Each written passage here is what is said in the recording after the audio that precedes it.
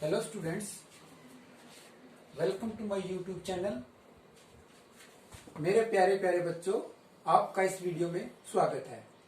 आज जो हम ये वीडियो करने जा रहे हैं ये हमारी हिंदू सभ्यता पर डिपेंड है। जैसे कि आपके दादा आपके दादी आपको स्टोरी सुनाते होंगे कि एक जमाना था जब हमारे घर में बहुत सारे मेंबर होते थे और उन सब का एक मुखिया होता था। वो सारे घर को कंट्रोल करता था, सारी एक्टिविटियां वो करता था।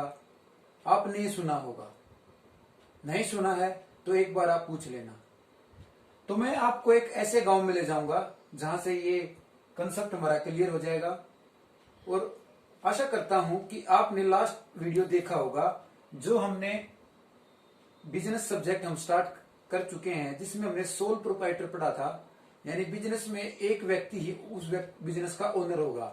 आज हम पढ़ेंगे ज्वाइंट हिंदू फैमिली बिजनेस, संयुक्त हिंदू परिवार व्यवसाय। +1 क्लास है, सब्जेक्ट हमारा बिजनेस है कि हिंदू परिवार जो हमारे इंडिया में रहते हैं लोग, उनको देखते हुए ये व्यवसाय स्टार्ट किया गया था। हम एक गांव में चलते हैं। ये गांव है, गांव मान लो कि ये गांव हमारा कटवाड़ा। इसमें एक रामपाल का व्यक्ति रहता था जिसके पास एक हवेली थी बड़ी सी, जिसमें उसके परिवार सारा रहता था। रामपाल अब उस हवेली का मुखिया था। उसके 2 भाई और थे, राजपाल और विजयपाल। ओके।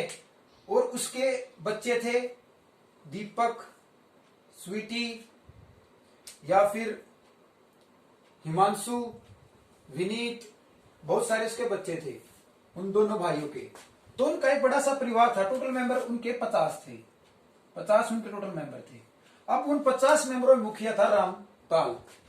रामपाल अब उस पूरे हवेली, उस जमीन, उसकी जो जायदाद है, उसके पास जो संपत्ति है, मशीन है, मोटर है, ट्रैक्टर है, मोटरसाइकिल है, जो भी उन सभी का वो क्या था, मुखिया था।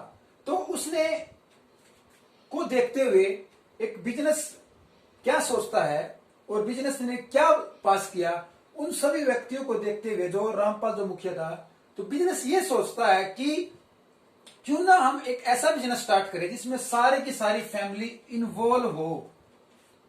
उसी को क्या बोला जाता है, ज्वाइंट हिंदू फैमिली बिजनेस, जिसमें एक परिवार पूरा का पूरा, काका ताऊ चाचा ताई सारे इन्वॉल्व हो, बच्चे समेत सारे के सारे। उसी को बोला जाता है ज्वाइंट हिंदू फैमिली। अब देखते हैं हमारे बुक्स में क्या लिख रखा है।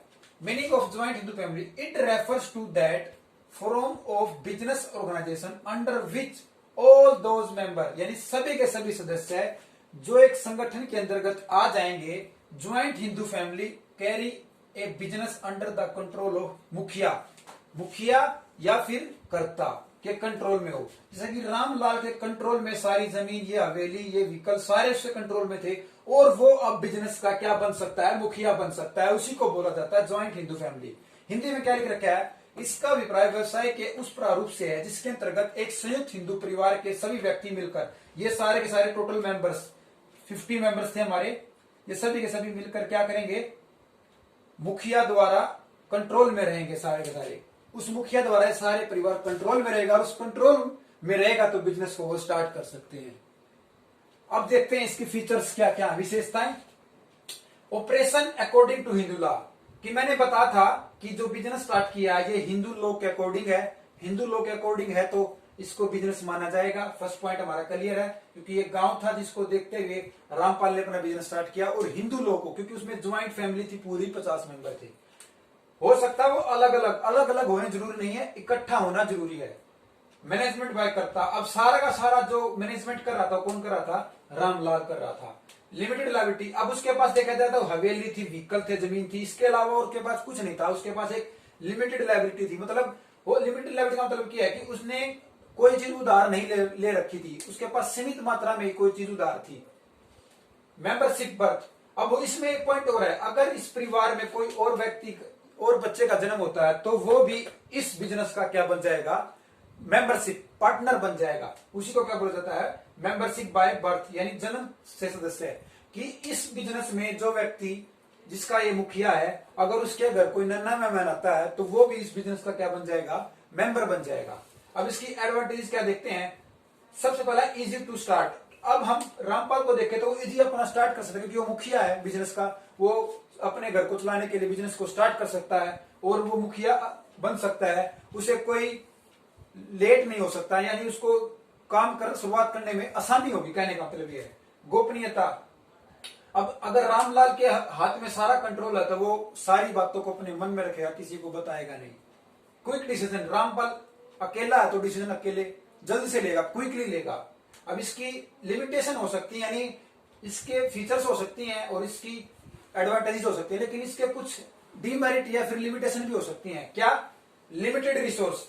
अब इसके पास देखा जाता है जमीन है, व्हीकल है और हवेली, इसके अलावा उसके पास और कोई जमीन नहीं है और कोई व्हीकल नहीं है और कोई, या फिर क्या कहते हैं, हवेली, मकान, बिल्डिंग नहीं है, तो उसके पास लिमिटेड रिसोर्स होने के कारण इसकी क्या एक डीमेरिट है। Unlimited liability. अब हो सकता है उसने ज्यादा लायबिलिटी किसी से उधार ले रखी हो। Limited management. अब एक व्यक्ति है और उसका एक ही मैनेजमेंट है, अगर बहुत सारे होते तो बहुत सारे मैनेजमेंट होता, तो ये भी इसका फॉल्ट है। कि आई होप आपको ज्वाइंट हिंदू फैमिली का मीनिंग, फीचर्स, एडवांटेजेस और लिमिटेड समझ में आई होंगी। धन्यवाद।